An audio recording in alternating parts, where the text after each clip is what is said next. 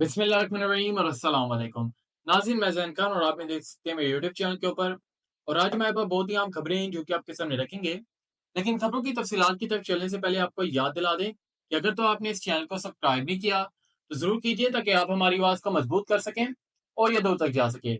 आइए खबरों की तफसीलात की तरफ चलते हैं। सबसे पहली और अहम खबर आपके सामने दुबई लीक्स की जानिब से रखने जा रहे हैं कि पाकिस्तान के अंदर और भारत के अंदर और बिरोने मुल्कों के अंदर जितने भी करप्ट सियासतदान हैं या जितने भी करप्ट लोग हैं, उन तमाम लोगों की जायदाद, जितनी भी प्रॉपर्टीज हैं दुबई के अंदर, वो तमाम लोगों का रिकॉर्ड निकल चुका है।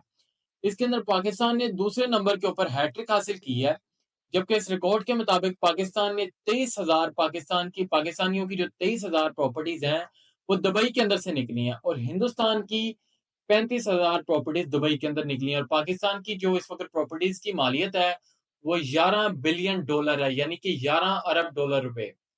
11 अरब डॉलर बहुत बड़ी रकम होती है। और जो इस वक्त हिंदुस्तान की है वो इस वक्त 17 अरब डॉलर रुपए है, यानी कि 17 बिलियन डॉलर्स। बहुत बड़ी रकम है ये। इसके ऊपर जो हमारे पास अपडेट्स आई हैं, कोई हमारे पास इतनी अहम मतलब नहीं इसकी आई, क्योंकि कुछ ही देर पहले ये खबर चली है और बड़े धूमधार तरीके से ये फैलनी शुरू हुई है। तो पाकिस्तान ने खैर कहीं पे इतना रिकॉर्ड कायम नहीं किया, यहाँ पे पाकिस्तान दूसरे नंबर पे आया है। और हम 110% इमेजिन करके कह सकते हैं कि ये जो प्रॉपर्टीज हैं, हमारे जितने भी सियासतदान हैं, तमाम लोगों का इसके अंदर भरपूर तरीके से हिस्सा है। 12 जर्नैल हैं इस वक्त ऐसे जिनकी प्रॉपर्टीज दुबई के अंदर है। हमारे पास उनके नाम भी हैं, लेकिन कुछ पॉलिसीज की वजह से हम नाम नहीं ले सकते। तो 12 जर्नैलों की इस वक्त प्रॉपर्टीज हैं जो दुबई के अंदर अवेलेबल हैं। उनके जो अवाम का खून चूस चूस के उनका जो पैसा उन्होंने इकट्ठा किया, उसकी प्रॉपर्टीज वहां पे बनाई हैं। और इसके अंदर पीपल्स पार्टी, मुस्लिम लीग नून और कई बिरोनी पार्टियां हैं पाकिस्तान की, जिनके भरपूर तरीके से इसके अंदर हिस्से हैं और भरपूर तरीके से उन्होंने इसके अंदर अपना फर्ज डाला हुआ है। अब इसके अंदर एक हैरानी की बात है कि इसके अंदर पाकिस्तान तरीके इंसाफ का कोई भी बंदा नहीं है। इमरान खान क्या उसके करीबी का कोई भी ऐसा शख्स नहीं, आप लिस्ट के अंदर भी देख सकते हैं, कोई ऐसा शख्स नहीं जिसका नाम आया हो। अब अगर तो आप कहते हैं कि खान ने करप्शन की, तो यार एक प्रॉपर्टी उसके नाम भी निकल आती है। हम चले आपकी बात को एग्री कर लेते। इसके अंदर खासतौर पे मोहसिन नकवी साहब की जो अहलिया हैं, उनका नाम है कि उनकी भी प्रॉपर्टी यहाँ पे अवेलेबल है। यहाँ पे पाकिस्तानी जो हमारे पाकिस्तान के इस वक्त प्राइम मिनिस्टर हैं, शोबाज शरीफ, तो वो इस वक्त आईएमएफ के लिए, आईएमएफ से कर्जा लेने के लिए मुल्क बिरोने मुल्कों के अंदर धक्के खाते फिरते हैं। 1 अरब डॉलर, 2 अरब डॉलर के लिए धक्के खाते फिरते हैं। तो भाइये तो पैसा चौक के तुम मुल्क चलाया हो। गरीब अवाम के खून से चूसा हुआ पैसा आप यहाँ इस्तेमाल कर रहे हैं। और आपको जरा भी शर्म नहीं आती कि ये छोटे बच्चों का, ये पाकिस्तान की कौम का पैसा है जो आपने उनके खून से चूस चूस के इस वक्त दुबई के अंदर रखा हुआ है। शर्म आनी चाहिए आपको। ये हमारे पास इंशाल्लाह कल तक इसकी अपडेट आ जाएगी, तो वो भी हम आपके सामने तफसील रखेंगे इसकी। इसके साथ में अब अगली और बहुत ही आम खबर की तरफ चलते हैं कि सुप्रीम कोर्ट ऑफ पाकिस्तान ने एक बहुत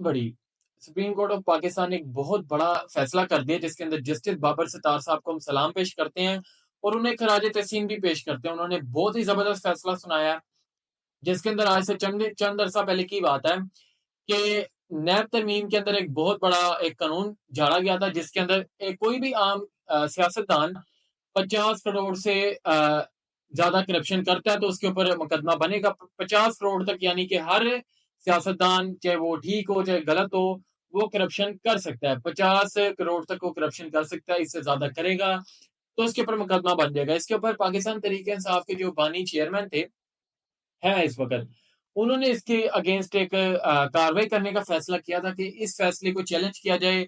50 करोड़ क्या, हम 50 रुपए भी करप्शन नहीं करने देंगे। ये फैसला मुअत्तल होना चाहिए। जिन जिन लोगों ने करप्शन की, वो लोग, करप्ट लोग आगे आएंगे और उनके ऊपर कानूनी कार्रवाई होगी। ये बानी पीटीआई का ये एक मुतालबा था। इसके ऊपर आज समात हुई और जस्टिस बाबर सितार साहब ने इसके ऊपर कानूनी तरीके से एक उन्होंने फैसला किया कि इमरान खान को वीडियो लिंक के जरिए इस समात के अंदर लाया जाएगा और उनसे बातचीत की जाएगी।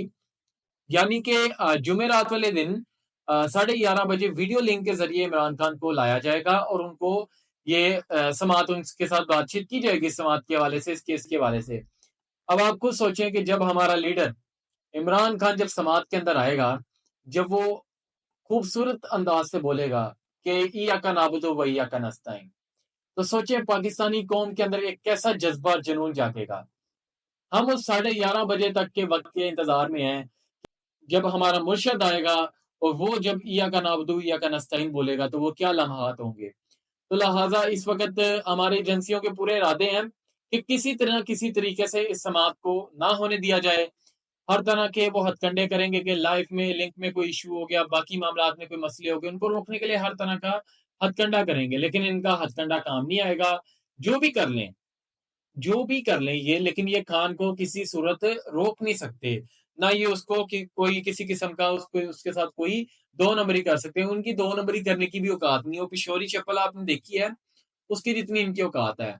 और इसके साथ में अगली एक और बहुत ही आम खबर है, सबसे तगड़ी खबर है आपके लिए, कि पाकिस्तान का बेटा, पाकिस्तान की कौम का बेटा, पाकिस्तान का एक जानशीन और एक जज्बे और जुनून वाला, हिम्मत वाला जज, जस्टिस बाबर सत्तार साहब ने आज कमाल किया है। उन्होंने खत लिख दिया जी। इस वक्त इस्लामाबाद हाई कोर्ट के जो चीफ जस्टिस हैं, आमिर फरूक साहब को खत लिख दिया, और उस खत के अंदर उन्होंने लिहाजा एक चीज सिंपल वाजे की है कि जो इस्टेब्लिशमेंट के टॉप लोग हैं, टॉप का मतलब होता है जो ऊपर लोग होते हैं, जो इस्टेब्लिशमेंट के टॉप लोग हैं, उन्होंने उनको धमकियां दी हैं, उन्हें हरास किया है, उनके उनकी फैमिली को हरास किया, उनके लोगों को हरास किया, उनको डराने धमकाने की, मारने की, यानी कि इससे भी आगे तक की धमकियां दी हैं। कुछ धमकियां हम आपको बता नहीं सकते, और लिहाजा हम ये इसलिए आपको शो भी करवा रहे हैं। वजह ये है कि जस्टिस बाबर सितार साहब एक राइटर भी हैं और एक जज भी हैं, तो उन्होंने जो भी लम्हात लिखे हैं बड़े सोच समझ के लिखे हैं। तो आमिर फरूक साहब को उन्होंने एक खत लिख दिया है, और उसके अंदर उन्होंने खत के अंदर वाज़न तौर पे बताया कि किस तरीके से हमारी एजेंसियां, हमारे जो इस वक्त मुहाफिज हैं, वो किस तरीके से अदलिया को हरास कर रहे हैं, जजिस को हरास कर रहे हैं और अवाम को हरास कर रहे हैं। तो उन्होंने बहुत ही, हम समझते हैं, बहादुरी का काम किया है। और इस खत से, इस जज्बे से, इस जुनून से कई ऐसे जो जज हैं जो इस वक्त खौफ की जंजीरों के अंदर दबे हुए थे, वो भी इंशाल्लाह इन जंजीरों से आजाद होंगे और कान का साथ देंगे, कानून का साथ देंगे, जमहूरियत का साथ देंगे। इसके साथ में एक और बहुत ही अफसोसनाक और आम खबर है कि कश्मीर इस वक्त खून की नदियों के अंदर बह रहा है। कश्मीर की एक गयूर शऊर अवाम, जज्बे वाली अवाम, जुनून वाली अवाम, हिम्मत वाली अवाम, हौसले वाली अवाम जो इस वक्त है, जो ना किसी से डरती है, ना बिकती है, ना किसी के सामने घबराई है। और इस कश्मीर की अवाम का मैं आपको मनाजिर दिखा सकता हूँ मेरी स्क्रीन पे, कि ये कोई लोग एहतजाज के लिए नहीं इकट्ठे हुए। लोगों की लाशें बिछी हुई हैं, लोगों को कत्ल किया गया है, गोलियां मारी गई हैं, शल मारे गए हैं। किसने? हमारे मुल्क की मुआवजों ने, हमारी एजेंसियों ने, हमारी फौज ने, हमारी पुलिस ने इनको गोलियां मारी हैं, और ये तमाम लोग इस वक्त इनका जनाजा पढ़ रहे हैं। हम अब इन लोगों का कसूर क्या था? कि जो लोग जनाजे के अंदर पड़े, इनका कसूर सिर्फ ये था कि ये शख्स ना तो कोई दहशतगर्द था, ये ना तो कोई एक धोखेबाज शख्स था, ना इसने कोई गद्दारी की थी। ये सिर्फ और सिर्फ एक मुहिब्बत वतन पाकिस्तानी था, जो अपने मुल्क के लिए, अपने मुल्क की आवाम के लिए, अपने बच्चों बच्चों के लिए, और इस वक्त सस्ते आटे के लिए, सस्ती बिजली के लिए, सस्ते सामान के लिए सिर्फ अपनी जहाद कर रहा था, अपना एहतजाज कर रहा था, जो हर एक पाकिस्तानी का, हर एक कश्मीरी का हक है कि वो अपना एहतजाज कर सकता है। उस हक को रोकने के लिए इनके ऊपर गोलियां चलाई गई, इनके ऊपर डंडे बरसाए गए, इनके ऊपर जुल्म किया गया, इनको हरास किया गया। भरपूर तरीके से हमारे इदारों ने इनको ठेस पहुंचाने की कोशिश की। और इदारों को मैं एक पैगाम देना चाहता हूं कि वो वक्त दूर नहीं, वो वक्त दूर नहीं कि आपके ऊपर भी ये बुरा वक्त आएगा, आपके ऊपर भी ये तमाम तर चीजें होंगी। अपने ही लोगों के ऊपर अगर आप तशद्दुद करें तो आपके ऊपर भी ये तमाम तर चीजें होंगी।